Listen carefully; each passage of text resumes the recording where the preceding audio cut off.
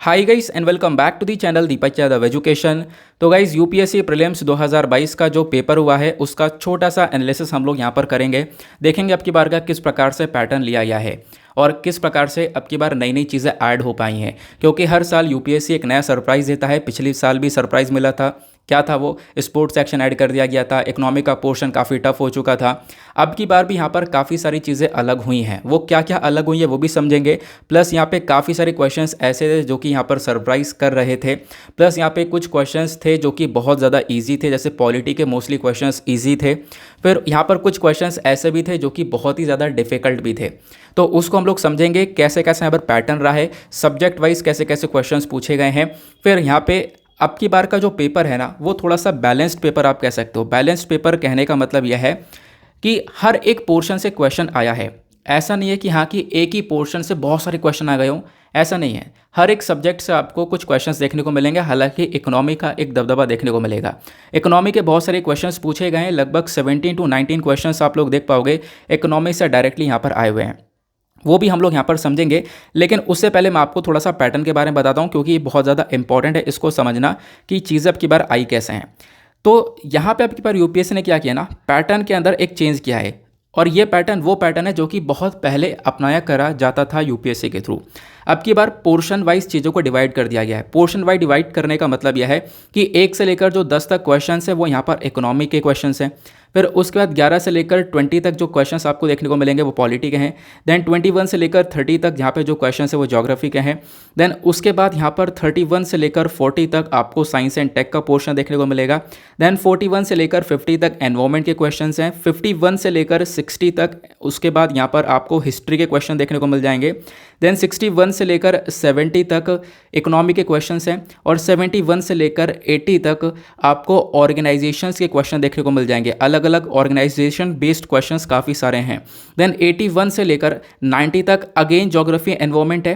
फिर उसके बाद 91 से लेकर 97 तक आर्ट एंड कल्चर आपको देखने को मिलेगा और 97 से लेकर 100 तक आपको यहाँ पे कुछ साइंस के क्वेश्चंस देखने को मिल जाते हैं। ये कुछ यहाँ पर क्वेश्चंस अब की बार ऐसे पोर्शन में ऐसे डिवाइड करे गए। तो आई होप आप लोगों ने यहाँ पर इतना समझा। तो ये पैटर्न अब की बार रहा है।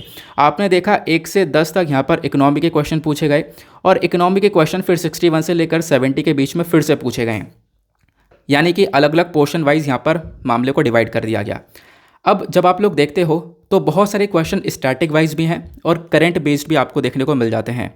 अब साथ ही साथ मैं आपको ये भी बताऊंगा कि कितने क्वेश्चंस हम लोगों ने कवर किए थे, यानी कि जितना भी हम लोगों ने डिस्कशन किया है अपने द हिंदू का, डेली करंट अफेयर का, वहाँ से भी डायरेक्टली बहुत सारे क्वेश्चन आए। यहाँ पे मैं वो इन्हीं क्वेश्चन को क्लेम करूंगा जो कि हमने लाइन टू लाइन कवर कर रखा है। लेकिन कुछ क्वेश्चंस ऐसे भी हैं जिनको हम लोगों ने दूर से छू रखा है, लेकिन यहाँ पे उसको आप लोग सॉल्व कर सकते थे, वो भी हम लोग यहाँ पे कवर करेंगे। अगर हम लोग पेपर का डिफ़िकल्टी लेवल देखें तो प्रॉपरली अगर हम लोग देखें तो मॉडरेट लेवल का आपको ये पेपर देखने को मिलेगा। आप जो भी पेपर दे रहा है उसको पता है एग्जैक्टली यहाँ पर क्या फील हो रहा है। एग्ज़ाम सेंटर में सिचुएशन अलग हो जाती है और बाहर निकलकर सिचुएशन अलग हो जाती है, लेकिन फिर भी यहाँ पर पेपर का लेवल जो है वो मॉडरेट लेवल आपको देखने को मिल जाता है। अब एक एक करके चर्चा करते, लेकिन उससे पहले बता दूँ ये जो मेरा वीडियो का एनालिसिस है ये काफ़ी लेट हो चुका है, इसी वजह से मैं छोटा ही वीडियो रिकॉर्ड कर पाऊँगा। अब यार मतलब सुबह से जहाँ पे मैं रह रहा हूँ इस समय वहाँ पे लाइट परेशान कर रही है, इनफैक्ट आ ही नहीं रही है। मेरा यूपीएस भी डाउन हो चुका है और उसी की वजह से ये वीडियो लेट हो चुका था। मैं काफ़ी देर से इंतज़ार कर रहा था कब लाइट आ जाए, कब यहाँ पर मतलब चार्ज कर पाऊँ अपने उस जो भी डिवाइसेस हैं उनको, उसके बाद यहाँ पर वीडियो को रिकॉर्ड कर पाऊँ। लेकिन फाइनली अब यहाँ पर थोड़ा जुगाड़ फांस के काम हुआ है, तो हम लोग स्टार्ट करते हैं अपने इस एनालिसिस को। जैसे कि यहाँ पर पहला क्वेश्चन आपको देखने को मिल जाएगा, इकोनॉमी से रिलेटेड क्वेश्चन है। यहाँ पे चर्चा की गई है रैपिड क्रेडिट फैसिलिटी के बारे में। हालांकि यहाँ पर इसके बारे में चर्चा द हिंदू के अंदर भी की गई है, इंडियन एक्सप्रेस के अंदर भी की गई है। ये चर्चा की गई है कंट्री के क्राइसिस को लेकर। जैसे एग्जाम्पल के तौर पर अगर हम लोग श्रीलंका का एग्जाम्पल ले लें या किसी दूसरे कंट्री का एग्जाम्पल ले लें जिस कंट्री की इकोनॉमी काफ़ी ज़्यादा डूब गई है। अब यहाँ पर डूब गई है तो इस कंट्री के अंदर इकोनॉमी को बैलेंस करने के लिए ये क्या करेगा, उधार लेगा। और वो रैपिड क्रेडिट फैसिलिटी कहाँ से ली जाती है, वो ली जाती है इंटरनेशनल मॉनेटरी फंड से। तो यहाँ पर मेंशन किया गया रैपिड फाइनेंसिंग इंस्ट्रूमेंट या फिर रैपिड क्रेडिट फैसिलिटी, ये कौन से बॉडी से रिलेटेड है। तो यहाँ पर इसका करेक्ट आंसर आपको देखने को मिलेगा बी, इंटरनेशनल मॉनेटरी फंड। उसके बाद में यहाँ पर आपको नीचे एक और क्वेश्चन देखने को मिल जाता है, ये वाला सेकंड क्वेश्चन। ये बेसिकली यहाँ पर स्टैटिक पार्ट से रिलेटेड है। यहाँ पर अगर आपने स्टैटिक पढ़ा होगा तो डेफिनेटली इसको सॉल्व कर पाओगे, क्योंकि काफ़ी सारे क्वेश्चन स्टैटिक भी है, करंट भी है। अब यहाँ पे हमने क्या पढ़ा है मैं आपको डायरेक्टली वो बताऊँगा। करंट बेस्ड हम लोग यहाँ पे कवर करेंगे, ठीक है ना। तो यहाँ पर बेसिकली चर्चा की गई है नीर और रियर के बारे में। अब नीर और रीर के बारे में अपने स्टैटिक पढ़ा होगा तो आपको पता चल गया होगा, एग्जैक्टली सॉल्व कर पाओगे। अगर मैं डायरेक्टली आपको इसका आंसर बताऊं तो इसका जो सेकंड ऑप्शन है वो यहाँ पर इनकरेक्ट है। यहाँ पे मेंशन किया गया रियल इफेक्टिव एक्सचेंज रेट, ये इंडिकेट करता है कि हाँ ट्रेड कॉम्पिटिटिवनेस के अंदर एक इंप्रूवमेंट होता है, व्यापार के अंदर जो कॉम्पिटिटिवनेस है उसके अंदर एक इंप्रूवमेंट देखने को मिलेगा, लेकिन ऐसा नहीं है, इसका उल्टा होता है। तो सेकंड यहाँ पर ऑप्शन इसका इनकरेक्ट है। अगर सेकंड ऑप्शन इनकरेक्ट है तो यहाँ पर आप लोग एलिमिनेशन टेक्निक का इस्तेमाल कर सकते हो, क्योंकि सेकंड ऑप्शन इनकरेक्ट है हमें पता चल गया, तो फर्स्ट के अंदर सेकंड ऑप्शन है ये गलत हो गया, सेकंड के अंदर है सेकंड गलत हो गया, थर्ड के अंदर भी सेकंड है ये भी गलत हो गया, सी हमारा यहाँ पर एक करेक्ट आंसर हो जाएगा। और बहुत सारे क्वेश्चन तो ऐसे हैं जहाँ पर एलिमिनेशन टेक्निक को ख़त्म कर दिया गया है, यानी यूपीएससी ने यहाँ पर भी एक सरप्राइज़ दिया कि एलिमिनेशन टेक्निक का आप लोग कहीं से कहीं तक यूज़ ही नहीं कर पाओगे। फिर उसके बाद में यहाँ पर एक क्वेश्चन आपको ये देखने को मिल जाएगा। ये जो क्वेश्चन है ये बात करता है G20 कॉमन फ्रेमवर्क को लेकर। ये बेसिकली कोविड-19 में चर्चा की गई है और हमने द हिंदू के डिस्कशन में इसके बारे में कवर कर रखा है। तो G20 कॉमन फ्रेमवर्क ये क्या है उसको लेकर चर्चा की गई थी। ये बेसिकली यहाँ पर एक ऐसा कॉमन फ्रेमवर्क लिया गया है, यहाँ पे इसके अंदर मेजर फोकस ये है कि जो लो इनकम कंट्रीज़ हैं, यानी कि जिनकी इनकम इतनी अच्छी है नहीं, थोड़ी पुअर कंट्रीज़ देखने को मिलेंगी, तो उनको सपोर्ट करने के लिए, ठीक है, उनको यहाँ पर एक सपोर्ट करने के लिए इनिशिएटिव को उठाया गया था G20 कंट्रीज़ के थ्रू, साथ में G20 मेंबर्स के थ्रू साथ में। तो बेसिकली यहाँ पर आप देख पाओगे तो इसके दोनों ही स्टेटमेंट करेक्ट हो जाएंगे और इसका आंसर आपको सी देखने को मिलेगा, बोथ 1 और 2, ठीक है ना। तो यहाँ पर कुछ क्वेश्चंस ऐसे थे जैसे मैंने आपको बताया कि करंट भी है और करंट के साथ साथ यहाँ पर स्टैटिक बेस्ड आपको ये क्वेश्चन देखने को मिल जाते हैं। अगर मैं आपको डायरेक्टली कुछ और आंसर कीज़ बताऊँ, जैसे कि कौन कौन से आंसर कीज़ बताई गई है, एक क्वेश्चन ये है। अब ये क्वेश्चन इनफैक्ट हम लोगों ने करंट अफेयर के वीडियो में चर्चा की हुई है। अभी मैं आपको सोर्सेज दिखाऊंगा कहाँ कहाँ से हम लोगों ने यहाँ पर ये सारी चीज़ें कवर करी हैं। यहाँ पर बात की गई रियल सेक्टर के बारे में। तो रियल सेक्टर क्या होता है मैं आपको थोड़ा सा इसके बारे में बताता हूँ। मैंने ये क्वेश्चन देखा ना, तो इस क्वेश्चन के अंदर ज़्यादा कुछ समझने की ज़रूरत पड़ी नहीं। रियल सेक्टर बेसिकली यहाँ पर चर्चा करता है जहाँ पे गुड्स वगैरह यहाँ पर प्रोडक्शन हो रहा हो, ठीक है, गुड्स का प्रोडक्शन हो रहा हो, जहाँ पे गुड्स बन रहे हो, वह हमारा रियल सेक्टर इकॉनमी कहलाती है। अब यहाँ पे बात करें तो रियल सेक्टर के अंदर से ये कौन कौन से स्टेटमेंट करेक्ट हो सकते हैं। तो पहला स्टेटमेंट आप देख पाओगे, फार्मर्स हार्वेस्टिंग देयर क्रॉप्स। यहाँ पे फार्मर्स जो है वो अपने क्रॉप्स को, अपनी फसल को हार्वेस्ट कर रहे हैं, तो ऑब्वियस सी बात है गुड्स का प्रोडक्शन हो रहा है। फिर उसके बाद यहाँ पर दूसरा स्टेटमेंट बोलता है कि जो टेक्सटाइल मिल्स हैं ये क्या कर रही हैं, ये रॉ मटेरियल को कन्वर्ट कर रही हैं फैब्रिक्स के अंदर। तो यहाँ पर भी आप देख पाओगे क्या हो रहा है, यहाँ पर भी गुड्स का प्रोडक्शन हो रहा है। Then commercial bank lending money to a trading company, कोई यहाँ पर रोल नहीं देखने को मिलेगा, कोई प्रोडक्शन नहीं हो रहा है। Are corporate body issuing rupee bonds to overseas, यहाँ पर भी आप देख पाओगे कोई भी प्रोडक्शन नहीं हो रहा है। तो यहाँ पे अगर आप लोगों ने रियल सेक्टर के बारे में पढ़ रखा था तो डेफिनेटली क्वेश्चन आप अटेम्प्ट कर पाते, तो यहाँ पर फर्स्ट और सेकंड इसका करेक्ट आंसर हो जाएगा। ये कुछ क्वेश्चंस ऐसे हैं जो कि डायरेक्टली देखते ही यहाँ पर आप लोग इनको सॉल्व कर सकते थे, ठीक है ना। अब जिन्होंने थोड़ा बहुत भी यहाँ पर पढ़ा होगा तो डेफिनेटली यहाँ पे सॉल्व कर पाए होंगे। फिर एक क्वेश्चन आपको यहाँ पर ये देखने को मिल जाएगा, ये बात करता है with reference to the Indian economy, यहाँ पे जो इन्फ्लेशन इंडेक्स बॉन्ड्स होते हैं इसके क्या फ़ायदे देखने को मिलेंगे। तो अगर मैं आपको इसका करेक्ट आंसर बताऊँ 5 का, तो डायरेक्टली यहाँ पर आप देख पाओगे नीचे यहाँ पर स्टेटमेंट जो दी गई हैं इसमें 1 और 2 देखने को मिलेगा। अब चाहे थोड़ा सा हम लोग समझते हैं, इन्फ्लेशन इंडेक्स्ड बॉन्ड्स के बारे में चर्चा की गई है। यहाँ पर क्या है, आपको पता होगा बॉन्ड के बारे में, काफ़ी बार बॉन्ड के बारे में पढ़ रखा है, शेयर्स के बारे में पढ़ रखा है, बॉन्ड्स के बारे में पढ़ रखा है, शेयर मार्केट के बारे में जब हम लोग इन्फॉर्मेशन लेते हैं तब यहाँ पे आपको काफ़ी बार बता रखा है। तो बॉन्ड्स यहाँ पर क्या होता है, जब यहाँ पे सरकार बॉन्ड्स इशू करती है, आप पैसा इन्वेस्ट करते हो, उसके बाद यहाँ पर आपको उसके बदले में इंटरेस्ट भी मिलता है, ठीक है ना। लेकिन यहाँ पर एक टर्म ऐड है, इन्फ्लेशन इंडेक्स बॉन्ड्स। यहाँ पे बोला गया कि देखो महंगाई के हिसाब से क्या होगा, इस बॉन्ड के ऊपर जो भी इंटरेस्ट मिलेगा उसको मैनेज किया जाएगा। इसका मतलब क्या है मैं आपको समझाता हूँ।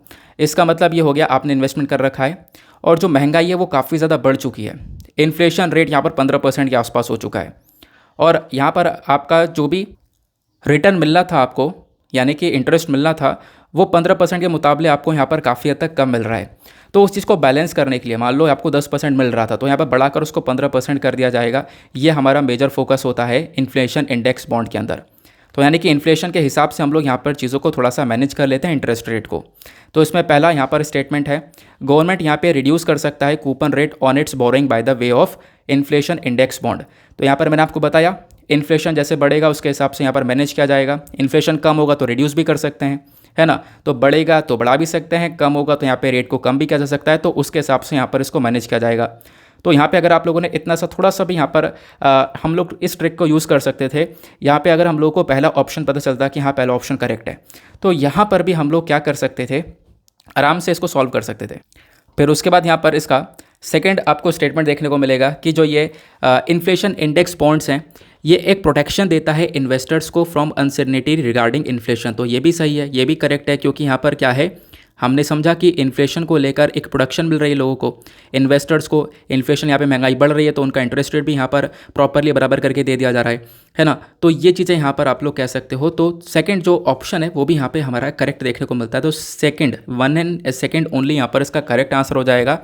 5 का जो आंसर है वो आपको ए देखने को मिलेगा। फिर उसके बाद यहाँ पर एक और स्टेटमेंट दिया गया है, the interest received as well as capital gain on IIB are not taxable. ऐसा नहीं है, यहाँ पर जो भी इंटरेस्ट रिसीव किया जाएगा वो बेसिकली टैक्सेबल होगा। तो यहाँ पर आप लोग इसको थर्ड ऑप्शन को एलिमिनेट कर सकते हो। तो फर्स्ट एंड सेकंड यहाँ पर आपका करेक्ट आंसर हो जाएगा, यानी option A is the correct answer. फिर उसी प्रकार से आपको यहाँ पर और भी क्वेश्चंस देखने को मिल जाएंगे, जैसे कि मैं आप लोग को कुछ क्वेश्चंस के ऊपर लेकर चलता हूँ। अब यहाँ पर देखना, फिर एक क्वेश्चन ये वाला है, मैं आपको कुछ क्वेश्चन ऐसे दिखाता हूँ जो कि हम लोगों ने डायरेक्टली काफ़ी बार कवर कर रखे हैं। इस क्वेश्चन के अंदर क्या स्टेटमेंट दिया गया है, consider the following states, Andhra Pradesh, Kerala, Himachal Pradesh और त्रिपुरा, ये 4 ऑप्शन है। आपको यहाँ पर फिर बताया गया how many of the above are generally known as tea producing state. इनमें से यहाँ पर कितने राज्य ऐसे हैं जो कि चाय के पत्ती का प्रोडक्शन करते हैं। Only 1, only 2 state, only 3 state या फिर ऑल 4 स्टेट। तो यहाँ पर आप देख पाओगे एलिमिनेशन टेक्निक यूज़ नहीं हो पाएगी। मतलब पूछा ये गया, ऊपर में से 4 राज्य हैं, 2 राज्य हैं, 1 राज्य या फिर 3 राज्य है। अब हमने क्या इसके बारे में पढ़ रखा था पहले, थोड़ा सा चलते हैं आप लोगों को मैं इसके बारे में दिखाता हूँ। देखो सिंपल सा मैं आपको एग्जांपल के तौर पर दिखाता हूँ। हम लोग टेलीग्राम पर आते हैं, टेलीग्राम पर हम लोग सर्च करते हैं टी के बारे में। हमने काफ़ी बार टी के बारे में पढ़ रखा है। अब यहाँ पर टी के बारे में हमने देखा और एग्जैक्टली यहाँ पर एक पिक्चर वगैरह मैंने आपके साथ में शेयर कर रखी है। तो ये हमने 15 मई को अब की बार पढ़ा भी था, और 15 मई से पहले भी हम लोगों ने काफ़ी बार पढ़ रखा है। टी क्या होता है, टी बोर्ड क्या होता है, टी का प्रोडक्शन कैसे होता है, टी के लिए यहाँ पर प्रोडक्शन करने के लिए क्या क्या रिक्वायरमेंट होती है, वो हमने सब कवर किया। फिर उसके बाद में यहाँ पर आप देख पाओगे, ये पिक्चर मैंने आपके साथ शेयर किया था। यहाँ पे क्या क्या बताया गया कि जो टॉप प्रोड्यूसिंग है टी स्टेट्स के, मतलब टॉप टी प्रोड्यूसिंग स्टेट्स है वो कौन कौन से आपको देखने को मिल जाते हैं।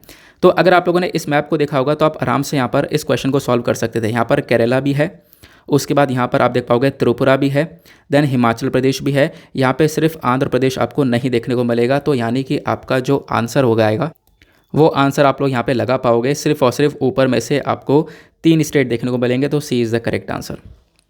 ठीक है ना। तो यहाँ पर इस प्रकार से आप लोग यहाँ पर ये वाला क्वेश्चन भी सॉल्व कर सकते हैं। तो मतलब कि डायरेक्टली आपने यहाँ पर इसके बारे में पढ़ रखा था। आगे आते हैं, अब दूसरा क्वेश्चन देखते हैं। एक और क्वेश्चन देखो, इंटरेस्टिंग सा यहाँ पर ये क्वेश्चन है। इसको भी डेफिनेटली आप लोग बहुत आराम से सॉल्व कर सकते थे। जैसे यहाँ पर मेंशन किया गया है कि Asian infrastructure bank, missile technology control regime और शंघाई कोऑपरेशन ऑर्गेनाइजेशन, ये 3 बॉडीज़ हैं। इन तीनों बॉडी में से इंडिया किसका मेंबर है। कितनी बार पढ़ा रखा है एशियन इंफ्रास्ट्रक्चर बैंक के बारे में, कितनी बार पढ़ा रखा है शंघाई कोऑपरेशन ऑर्गेनाइजेशन के बारे में। अब आप कहोगे चलो हाँ ये तो सही है सर, हमने यहाँ पर इन दोनों के बारे में काफ़ी बार पढ़ रखा है और इंडिया दोनों का ही मेंबर है। लेकिन ये बताओ 1 और 2 वाला तो ऑप्शन कहीं है ही नहीं। लेकिन यहाँ पे आप कह सकते हो बीच में एक और बॉडी दिखती है, मिसाइल टेक्नोलॉजी कंट्रोल रिजीम। तो क्या ये भी तो हो सकता है ना। तो आप कहोगे नहीं सर, हमने AIB पढ़ा है, शंघाई कोऑपरेशन ऑर्गेनाइजेशन डेफिनेटली पढ़ा है, लेकिन MTCR के बारे में नहीं पढ़ा है। लेकिन MTCR के बारे में भी आपको मैंने काफ़ी बार पढ़ा रखा है। मैं आपको एग्जाम्पल के तौर पर दिखाता हूँ, मैं एज अ प्रूफ दिखाने की कोशिश कर रहा हूँ। यहाँ पे अगर हम लोग पहले सर्च करते हैं AIB के बारे में, तो AIIB के बारे में हमने क्या पढ़ा है। एक सेकंड यार, क्या ग्रुप ओपन हो गया। यह है कि इंटरनेट ओपन करके काम चलाना पड़ रहा है। तो यहाँ पे आप देख पाओगे 9 मार्च को, उससे पहले 10 जनवरी को, फिर 28 अक्टूबर को पिछले साल AIB हमने कितनी बार पढ़ रखा है। ये सारी डेट आपको दिख रही होंगी, है ना। तो यहाँ पर आप देख पाओगे ये वाला जो चैनल है।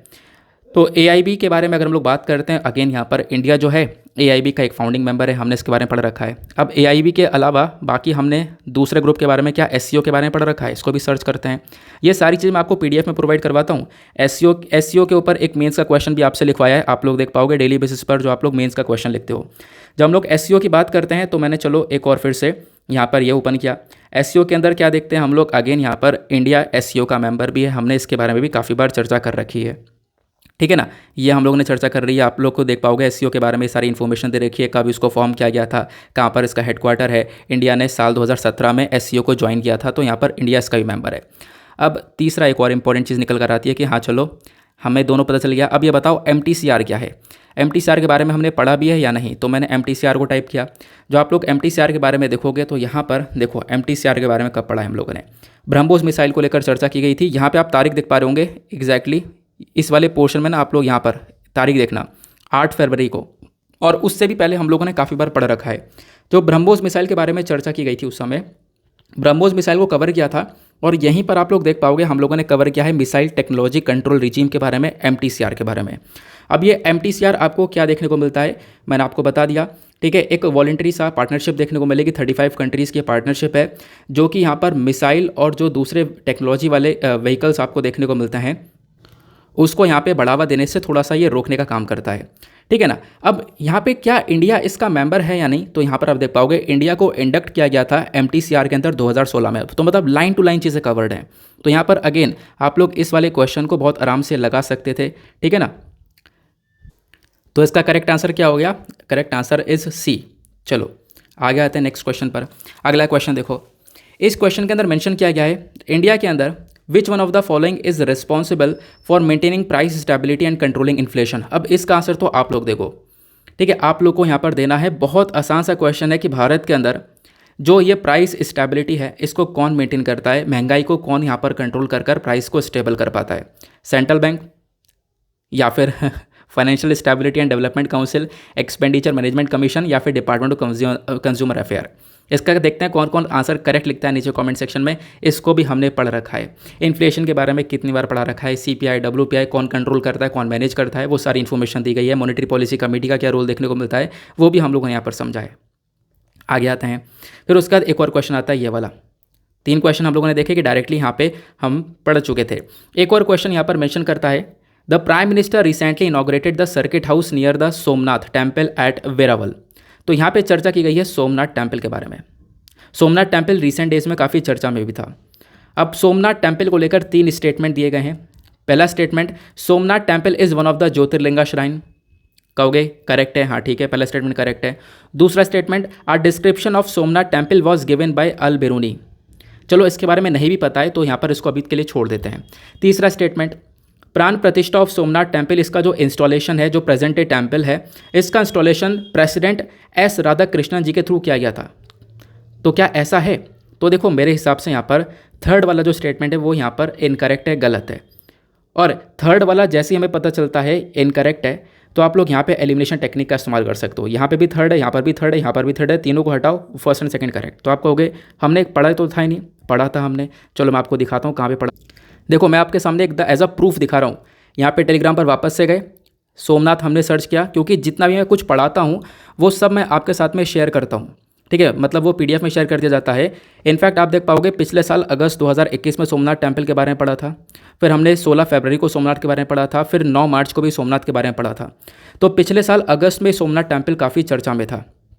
ठीक है ना। अब सोमनाथ टेम्पल के बारे में जब आप लोग देखते हो तो आर्ट एंड कल्चर का ही क्वेश्चन आपका बन जाता है। तो इसमें हम लोगों ने क्या देखा, क्या क्या स्टेटमेंट दी गई है कि जो सोमनाथ टेम्पल है बेसिकली यहाँ पर ज्योतिर्लिंगा में से एक ज्योतिर्लिंगा देखने को मिलता है। तो बिल्कुल लाइन टू लाइन ये चीज़ें लिखी हुई है, तो पहला स्टेटमेंट करेक्ट हो गया। दूसरे स्टेटमेंट बोला गया कि अल बेनूरी की साइड से सोमनाथ टेम्पल का डिस्क्रिप्शन दिया गया है, तो हमें उसके बारे में चलो अभी नहीं पता है, कोई बात नहीं। तीसरा यहाँ पर स्टेटमेंट दिया गया था कि सोमनाथ टेम्पल जो प्रेजेंट टाइम पर है इसका इंस्टॉलेशन S राधाकृष्णन जी के थ्रू किया गया था। लेकिन यहाँ पर आप देख पाओगे जो प्रेजेंट टेम्पल है ये चालुक्य स्टाइल के अंदर बनाया गया है, और जो प्रेजेंट टेम्पल का जो इंस्टॉलेशन है बेसिकली आप देख पाओगे वो राजेंद्र प्रसाद जी ने यहाँ पर किया है 11 मई 1951 के अंदर, ये एग्जैक्टली मेंशन कर रखा है। तो आप देख पा रहे हो ना, ये 21 अगस्त को पिछले साल हम लोगों ने समझा था इसको। मैंने आपको लोकेशन दिखाई थी सोमनाथ टेम्पल की, एक साइड यहाँ पर सोमनाथ टेम्पल का जो मुँह है वो समुद्र की साइड की तरफ देखने को मिल जाता है। फिर ज्योतिर्लिंगा के बारे में मैंने आप लोगों को इसके बारे में बता रखा है, ये आप देख पाओगे। इनफैक्ट नीचे यहाँ पर 12 ज्योतिर्लिंगा के बारे में ये इन्फॉर्मेशन दी गई है। ठीक है ना, जहाँ पे सबसे पहले सोमनाथ के बारे में भी चर्चा की जा रही है। तो यहाँ पे आपने फर्स्ट और थर्ड के बारे में पता चल गया। जैसे कि मैंने आपको बताया, अगर हम लोग थोड़ा सा बैक करें, मुझे आगे पीछे बार बार होना पड़ रहा है, लेकिन कोई बात नहीं, थोड़ी सी प्रॉब्लम आपको भी लग रही होगी, लेकिन आप ये देखो कि हाँ आपने ये चीज़ें पढ़ रखी हैं। तो यहाँ पे हम लोग इस वाले क्वेश्चन पर थे। तो पहला स्टेटमेंट यहाँ पर करेक्ट है, तीसरा स्टेटमेंट रॉन्ग है, क्योंकि यहाँ पर एस राधाकृष्णन जी ने राजेंद्र प्रसाद जी के थ्रू इंस्टॉलेशन किया गया था। तो तीसरा स्टेटमेंट इनकरेक्ट है। तो आप लोग यहाँ पर ये तीनों को आराम से एलिमिनेट कर सकते हो। फर्स्ट एंड सेकंड आपको आंसर मिल जाएगा। मतलब सेकंड वाला आपको नहीं भी पता है तो भी आप लोग इसका आंसर कर सकते थे अगर आपने अच्छे से पढ़ रखा था तो। उसके बाद अगला क्वेश्चन। अब यहाँ पर एक चीज़ और समझने वाली यहाँ पर ये चीज़ है, यूपीएससी ने ऐसा नहीं है कि क्वेश्चन पिछले 1 साल के अंदर पूछे गए हों, पिछले 3-3 साल पहले के क्वेश्चन भी आपको देखने को मिल जाएंगे।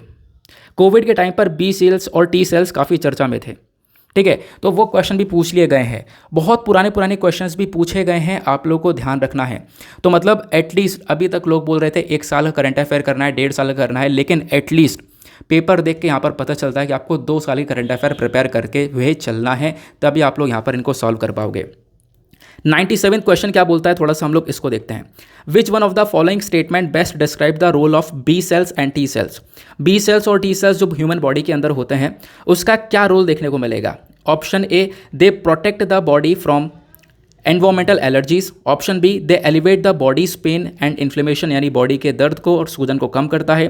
फिर उसके बाद they act as the immunosuppressants in the body, या फिर they protect the body from the disease caused by pathogens. तो क्या हो सकता है इसका करेक्ट आंसर, चलो हम लोग थोड़ा सा डिस्कस। देखो अगेन मैंने यहाँ पर क्या किया, फिर से मैंने बी सेल्स को टाइप कर दिया है टेलीग्राम पर। अब देखते हैं हमने कौन सी तारीख में बी सेल्स को पढ़ा था। तो बी सेल्स को हम लोगों ने लगभग आप कह सकते हो पहले पढ़ रखा है, 16 मई को पढ़ा है। देन उसके बाद 17 अक्टूबर को पढ़ा था पिछले साल। फिर उससे पहले हमने 8 अक्टूबर को पढ़ा था, और उससे पिछले साल 2020 में भी पढ़ा था हम लोगों ने। तो मतलब 2020 से भी यहाँ पर आप देख पाओगे क्वेश्चन बनता हुआ नजर आया है। यहाँ पे हम लोगों ने समझा है कि बी सेल्स और टी सेल्स क्या हैं एग्जैक्टली। जब आप लोग देखोगे बी सेल्स के बारे में तो यहाँ पर देखो मेंशन किया गया है, एक सेकंड कहाँ गया यार, ये रहा। यहाँ पे डायरेक्टली मैंने आपको डेफिनेशन दे रखी है बी सेल्स और सी सेल्स क्या होते हैं। तो यहाँ पे मेंशन किया गया कि दो ये सेल्स आपको देखने को मिलते हैं, ये क्या करते हैं, ये यहाँ पर आप कह सकते हो एग्जैक्टली मेंशन किया गया है, they are responsible for removing the pathogens from the body as soon as the foreign antigens enters the cells. तो यहाँ पर इनका मेजर काम है पैथोजेंस को बॉडी से रिमूव करना। और क्या यहाँ पे हमारे स्टेटमेंट के अंदर ये वाला क्वेश्चन के अंदर ये स्टेटमेंट अवेलेबल है या नहीं है, तो बिल्कुल यहाँ पर दे protect the body from the disease caused by the pathogens. तो पैथोजेंस को रिमूव करने का काम करता है बी सेल्स टी सेल्स, ये भी लाइन टू लाइन आपको मिल जाता है। फिर एक अगला क्वेश्चन 100 नंबर का क्वेश्चन यहाँ पर मेंशन करता है carbon monoxide, nitrogen oxide, ozone और सल्फर डाइऑक्साइड। ये बेसिकली यहाँ पर आप देख पाओगे इनमें से कौन सी चीज़ जो है वो एसिड रेन का कारण बनती है। तो एसिड रेन के बारे में हमने कब पढ़ रखा है, एसिड रेन के बारे में भी हमने बहुत पहले पढ़ रखा है। अब एसिड रेन का क्या कारण बनती है, चलो मैं आपको ये भी दिखा। जब मैं टाइप करता हूँ एसिड रेन के बारे में तो आपको यहाँ पर एसिड रेन के बारे में इन्फॉर्मेशन यहाँ पर मिलेगी। हालांकि यहाँ पर इस चीज़ को मैंने फॉरवर्ड किया है, ये हमने बहुत पहले पढ़ा था, तो इस चीज़ को फॉरवर्ड किया है 2021 के फरवरी के मंथ में, तो मैंने इसको फॉरवर्ड करके अभी इसी चैनल पर डाल दिया है, ठीक है ना। जब हम लोग एसिड रेन के बारे में बात करते हैं तो ये देखो यहाँ पर एग्जैक्टली क्या हुआ ना, मैं जब पहले क्वेश्चन देख रहा था तो मैंने सोचा कि सारे यहाँ पर क्या करूँगा, सबको एक जगह पर फॉरवर्ड कर दूँगा। तो मैंने फॉरवर्ड किया तो यहाँ पर तारीख 5 जून यानी कि आज की आ रही होगी। तो इसी चक्कर में मैंने सोचा यार कि बाकी क्वेश्चन हम लोग फॉरवर्ड नहीं करेंगे, नहीं तो फिर डेट पुरानी नहीं आ पाएगी। जिस दिन हमने डिस्कस किया था मैं चाहता हूँ कि उसी दिन का मैं आपको आर्टिकल दिखाऊँ। तो ये मैंने कुछ फॉरवर्ड कर दिया, लेकिन डोंट वरी, यहाँ पर ये हमने पहले भी डिस्कस कर रखे हैं, मैं आपको वो भी दिखाता हूँ।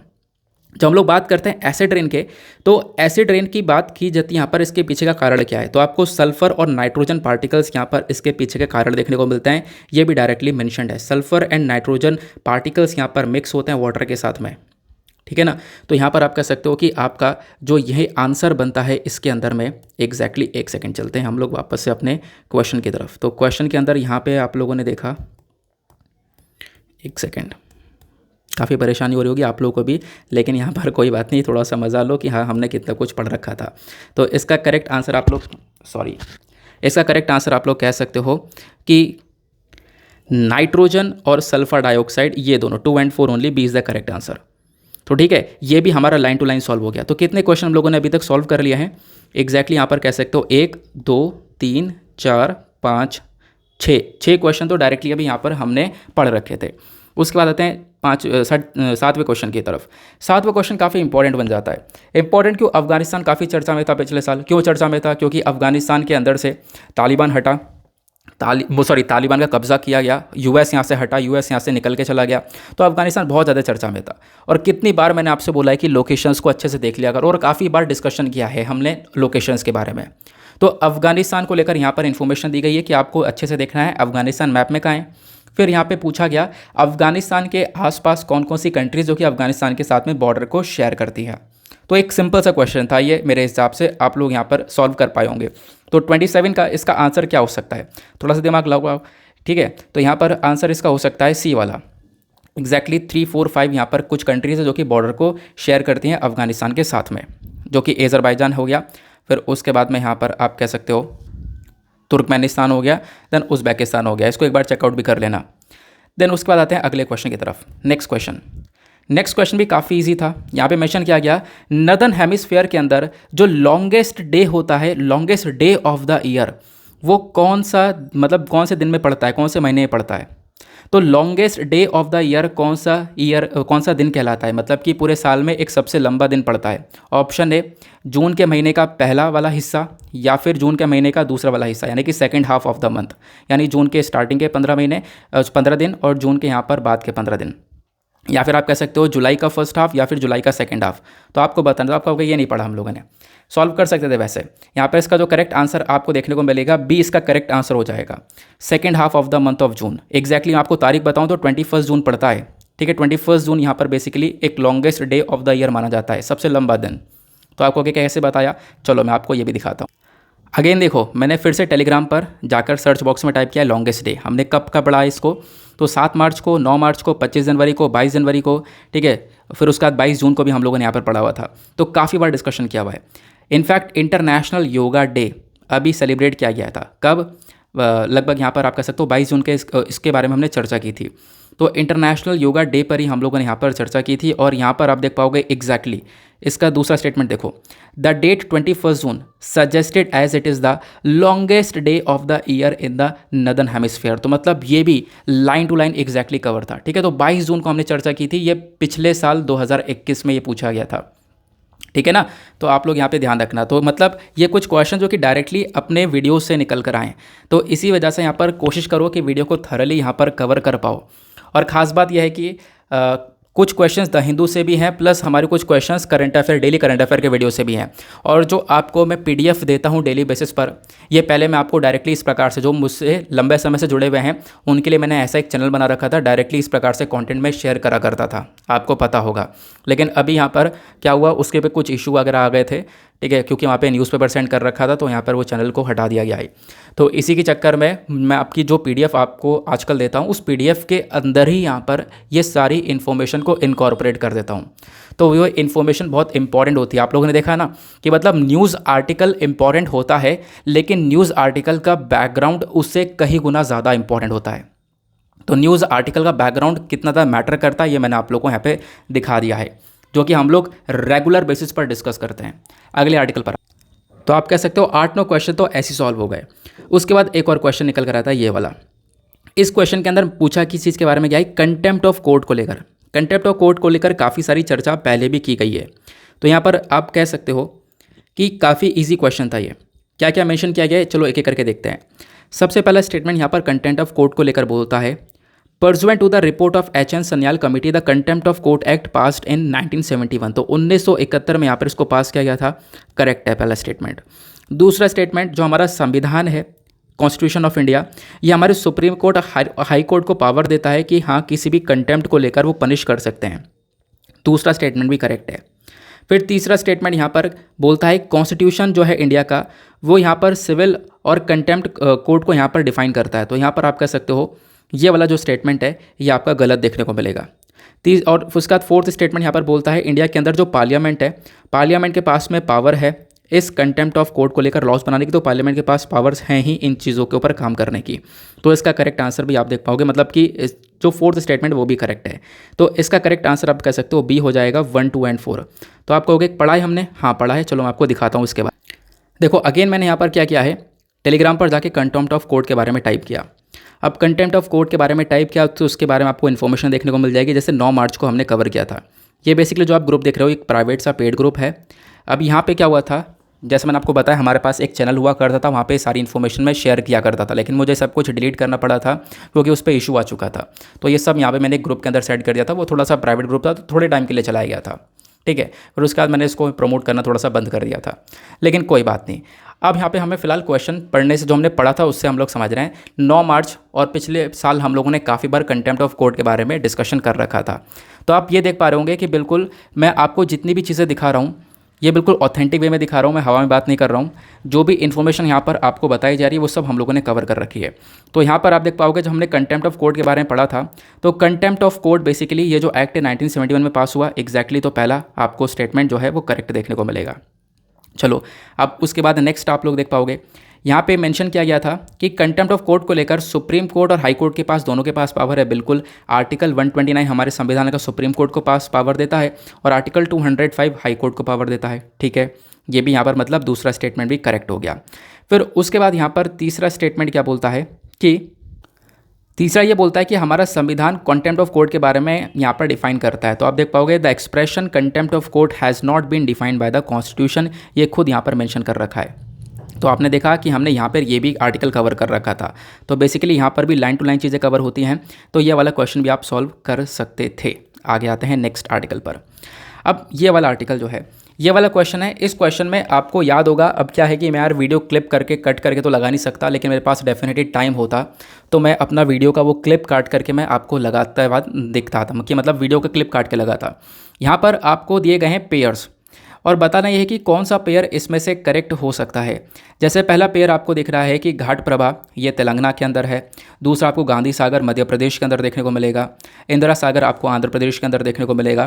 तो इसमें से यहाँ पर कौन सा करेक्ट हो सकता है, तो आपको पता होगा डेली बेसिस पर मैं आपके साथ में मतलब कि हाँ सॉरी, घाट प्रभा तेलंगाना, गांधी सागर मध्य प्रदेश, इंदिरा सागर आंध्र प्रदेश और मैथॉन छत्तीसगढ़। बताना यह है कि कौन सा पेयर ऊपर से करेक्ट नहीं है, ठीक है, which is not correctly matched. तो यहाँ पे कौन कौन से पेयर जो कि करेक्टली मैच नहीं है। एक पेयर हो सकता है, दो पेयर हो सकते हैं, तीन पेयर हो सकते हैं, या फिर चारों पेयर करेक्टली मैच नहीं हो सकते। आपको करेक्ट आंसर बताना है। तो आप इसको सॉल्व कर सकते थे कैसे, देखो यहाँ पर मेरा जो है मैं अगर चाहता तो वो क्लिप काट के लगा सकता था, लेकिन कोई बात नहीं, वो क्लिप काट के मैं आपको टेलीग्राम पर शेयर कर दूंगा। मैंने आपको द हिंदू के वीडियो में डेली बेसिस पर एक क्वेश्चन देता हूँ किस चीज़ का, रोज़ हम लोग इंपॉर्टेंट प्लेसेस को कवर करते हैं। तो उस इंपॉर्टेंट प्लेस के अंदर हम लोगों ने गांधी सागर को कवर किया था, बहुत डिटेल से कवर किया था, और आपसे मैंने क्वेश्चन दिया भी है। आप लोगों ने नीचे कमेंट में उसके आंसर भी दिए हैं। तो यहाँ पर आप कह सकते हो ये जो गांधी सागर है मध्य प्रदेश, बेसिकली ये आपको करेक्ट देखने को मिलेगा, है ना। गांधी सागर आपको मध्य प्रदेश के अंदर देखने को मिलेगा, तो बेसिकली करेक्टली मैच है। तो यहाँ पर सेकंड जो आपको देखने को मिल जाएगा ये करेक्ट है। और इंदिरा सागर आपको यहाँ पर अगेन वो मध्य प्रदेश के अंदर देखने को मिल जाता है, तो यहाँ पर ये बेसिकली इनकरेक्ट हो जाता है। तो इसके अंदर आप कह सकते हो गांधी सागर मध्य प्रदेश ये करेक्ट आपको देखने को मिल जाता है, बाकी ये तीनों ही इनकरेक्टली मैच है। तो इसका करेक्ट आंसर आपको ऑप्शन सी देखने को मिल जाएगा। 3 पेयर इसमें इनकरेक्टली मैच आपको देखने को मिलेंगे। फिर उसके बाद यहाँ पर एक आर्टिकल ये आपके साथ में आया, ये क्वेश्चन भी काफ़ी ज़्यादा इंपॉर्टेंट है। यहाँ पर मेंशन किया गया किसी चीज़ के बारे में, टी बोर्ड ऑफ इंडिया के बारे में, ठीक है। अब ये टी बोर्ड ऑफ इंडिया को लेकर क्या क्वेश्चन था हम लोग थोड़ा सा समझते हैं। आपको मैंने टी के बारे में काफ़ी बार पढ़ा रखा है ना, टी का कैसे कल्टीवेशन होता है, प्लस कल्टीवेशन कहाँ कहाँ पर होता है। अभी मैंने आपको स्टेट्स के बारे में बताया था कौन कौन से राज्य के अंदर टी का सबसे ज़्यादा प्रोडक्शन आपको देखने को मिलेगा। अब यहाँ पर क्या मेंशन किया जाता है, with reference to the tea board in India, आपको बताना यहाँ पर यह है कि कौन सा स्टेटमेंट इसमें से करेक्ट है। पहला स्टेटमेंट द टी बोर्ड जो है वो एक स्टैचुरी बॉडी है। दूसरा स्टेटमेंट ये बेसिकली एक रेगुलेटरी बॉडी है जो कि ministry of agriculture and farmers welfare से रिलेटेड आपको ये देखने को मिल जाती है। फिर उसके बाद यहाँ पर तीसरा स्टेटमेंट बोलता है जो टी बोर्ड का ऑफिस है आपको बेंगलुरु में देखने को मिलेगा।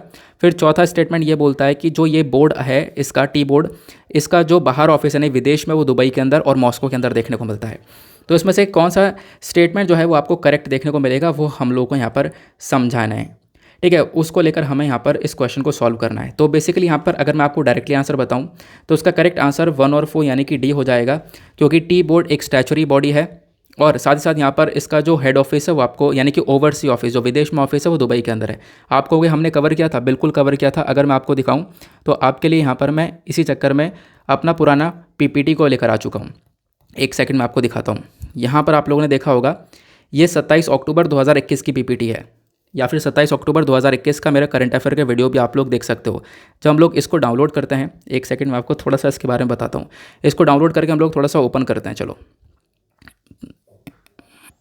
तो यहाँ पर आप देखोगे हमने 2021 27 अक्टूबर का इसको डाउनलोड किया है अपने करंट अफेयर के पीडीएफ को। तो इसमें फ़िलहाल तो मैं अगर आप लोग को इंडेक्स दिखाऊं जैसे कि, तो इंडेक्स में आप लोग यहाँ पर देख पाओगे हमने क्या कवर किया था।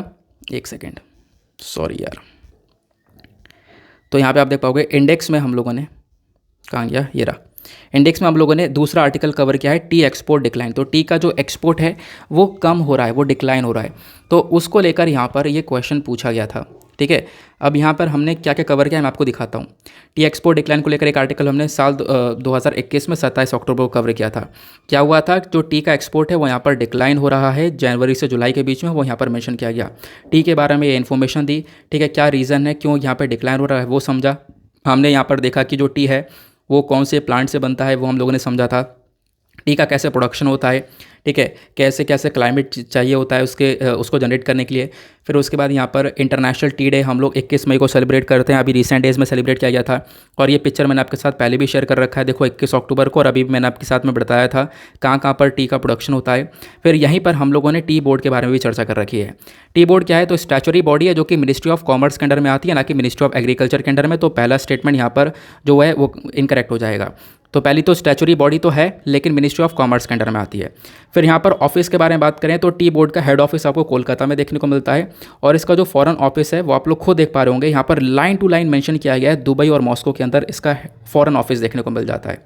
तो आपके सामने यहाँ पर मेंशन कर दिया गया है इसका करेक्ट आंसर क्या देखने को मिल जाता है। एक सेकेंड, मैं आपको वापस से इस पॉइंट पर लेकर चलता हूँ। अब आपने ये देख लिया ना, और क्वेश्चन क्या था हमारा, वो भी टी बोर्ड को लेकर ही था। आई होप आप लोग यहाँ पर इन चीज़ों को बहुत अच्छे से समझ पा रहे हो। एक सेकंड, ये रहा। तो इसमें टी बोर्ड एक स्टैचुटरी बॉडी है, ministry of agriculture farmer welfare नहीं, मिनिस्ट्री ऑफ कॉमर्स के अंडर में आता है। तो दूसरा स्टेटमेंट इनकरेक्ट है। तीसरा स्टेटमेंट आप देख पाओगे जो टी बोर्ड का हेड ऑफिस है वो यहाँ पर बेंगलुरु के अंदर सिचुएटेड है, गलत है। ठीक है, कोलकाता में देखने को मिलेगा। फिर उसके बाद यहाँ पर जो लास्ट स्टेटमेंट है, जो टी बोर्ड का ओवरसी यानी फॉरेन ऑफिस है विदेश के अंदर, वो दुबई और मॉस्को में, तो ये भी करेक्ट है। ये भी हम लोगों ने लाइन टू लाइन कवर कर रखा है।